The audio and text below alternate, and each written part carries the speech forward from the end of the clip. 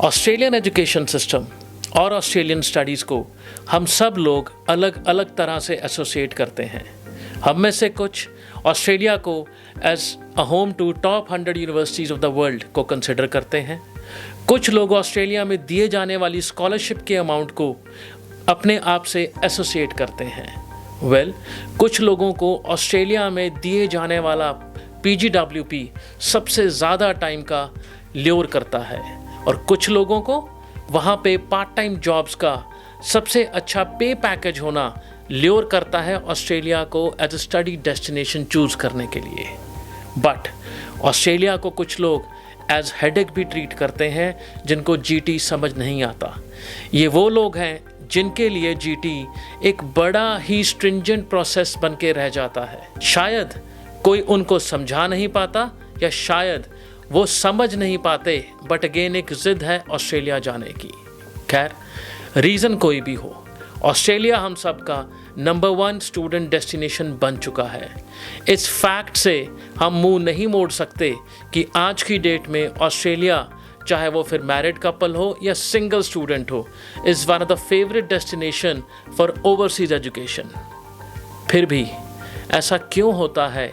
हर 6 महीने के बाद ऑस्ट्रेलिया अपने रूल्स को लेके चेंज करने पे मजबूर हो जाता है।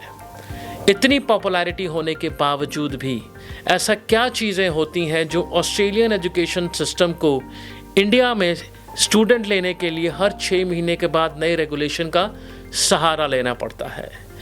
If you ask me, I always say coin has 2 sides. हर सिक्के के 2 पहलू होते हैं। पहला पहलू, यहाँ के स्टूडेंट्स जो यहाँ से ऑस्ट्रेलिया जाते हैं विद अनएक्सपेक्टेड एक्सपेक्टेशंस।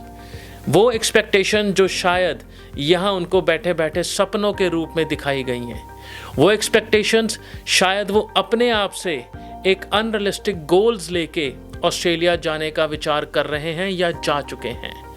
ये कुछ कारण होते हैं along with certain policies of the government. इसमें मैं उनकी गवर्नमेंट को भी बीच में लेके आऊँगा। छोटा सा एग्जाम्पल देता हूँ। एक यूनिवर्सिटी है एडिथ कोवन यूनिवर्सिटी पर्थ की। सडनली फरवरी में इस साल उनका रेगुलेशन आता है दैट हमारे यहाँ से पंजाब और हरियाणा के बच्चे वो नहीं लेंगे। एंड द रीज़न क्या था उसका? क्योंकि ऑस्ट्रेलिया में उस टाइम पे full time work permit allowed था, तो 90% of undergraduate students class ही नहीं पहुँचते थे।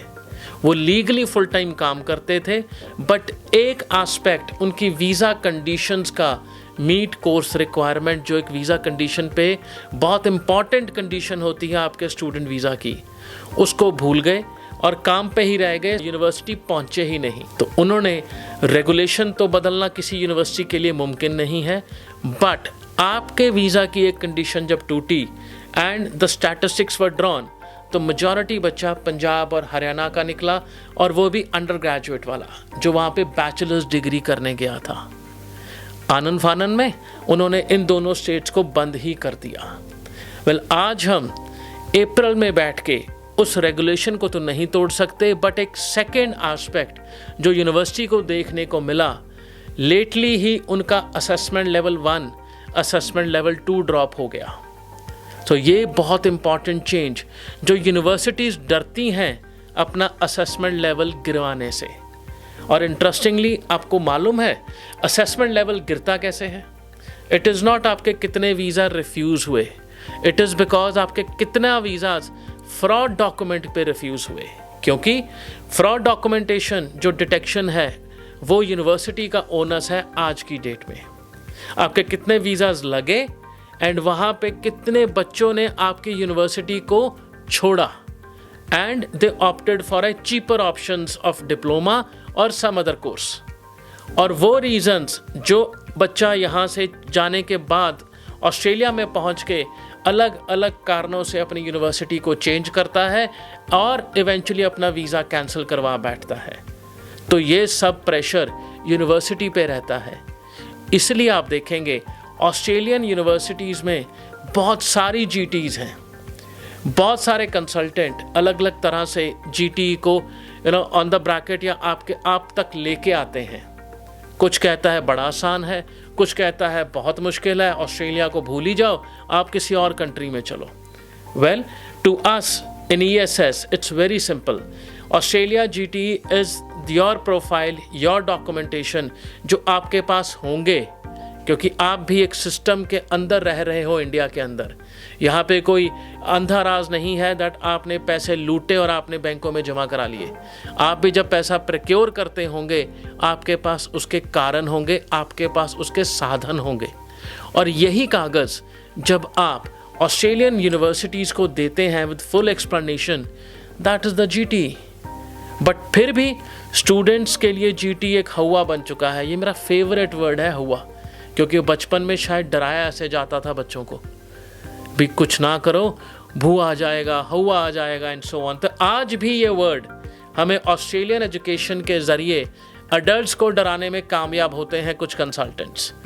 Whereas GT is very simple.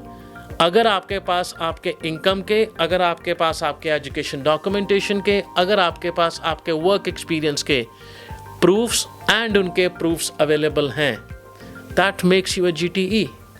छोटा सा example, case study rather, example भी नहीं कहूँगा इसको मैं। मान लीजिए आप अपने गांव में दूध का कारोबार करते हैं और आप इनकम के उस पर डिक्लेयर नहीं करते, as most of people in this agri business और agriculture background, they don't declare their income in ITRs। उनके लिए बहुत सारे सब्स्टिट्यूट मेथड हैं जिनके साथ वो अपना इनकम को जस्टिफाई करवा सकते हैं यूनिवर्सिटी के साथ और हाई कमीशन के साथ। छोटे से एग्जांपल, अगर आपके पास लाइव स्टॉक है, अगर आपने भैंसें और गाय रखी हैं दूध निकालने के लिए जो आप सप्लाई करते हो, क्या आपने उनका इंश्योरेंस करवा रखा है? क्योंकि आप अपनी कमाई वहाँ से करते हो।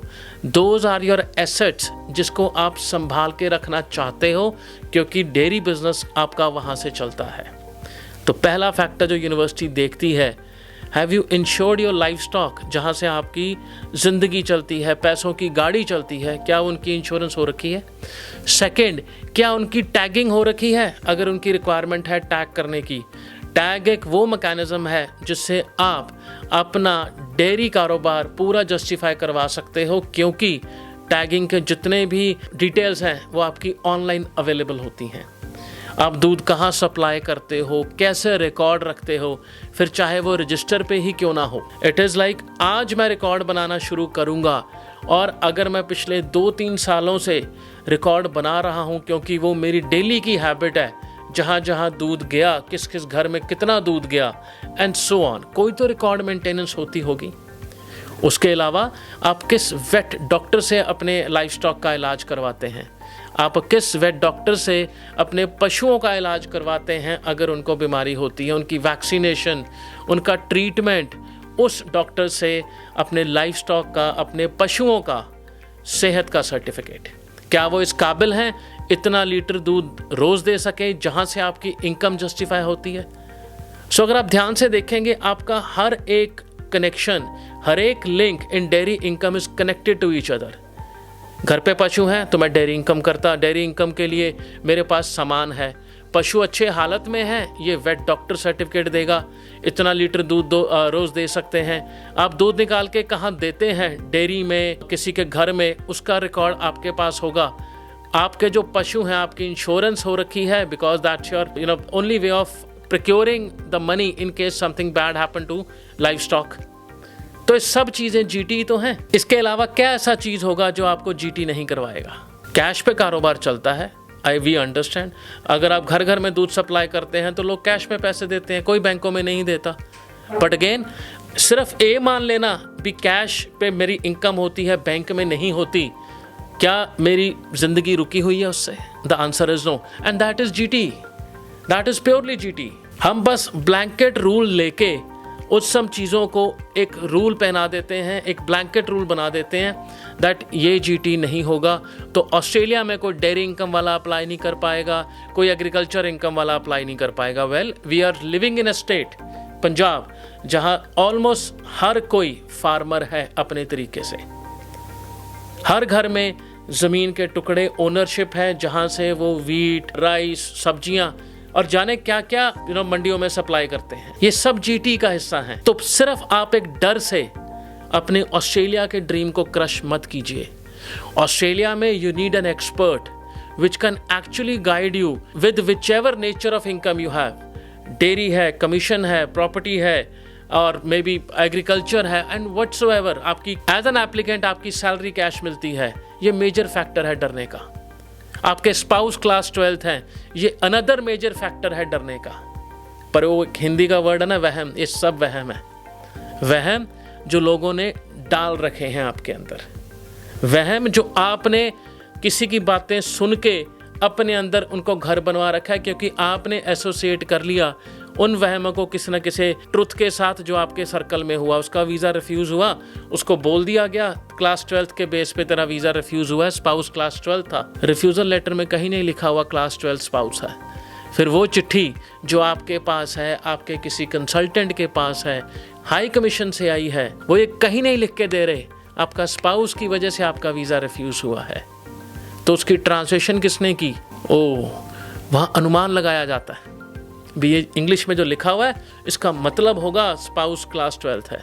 तो वहम को अपनाया आपने।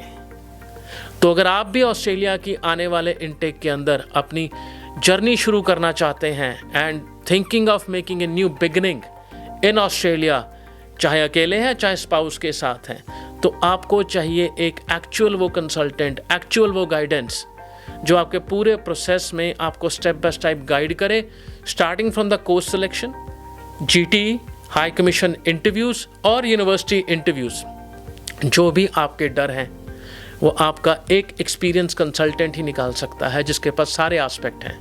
हाँ, मेहनत आप ही ने करनी है, उसने मेहनत नहीं करनी, उसने सिर्फ कोचिंग देनी है, उसने सिर्फ गाइड करना है। तो अगर आप अभी तक इस वीडियो को देख रहे हैं तो अभी लाइक और सब्सक्राइब बटन दबा के हमारे हर वीडियो, आने वाले वीडियोस का अपडेट लेते रहें, और जिसके लिए भी ये रेलेवेंट इन्फॉर्मेशन है, जो ऑस्ट्रेलिया से डरा है, उनके साथ ये वीडियो शेयर करें।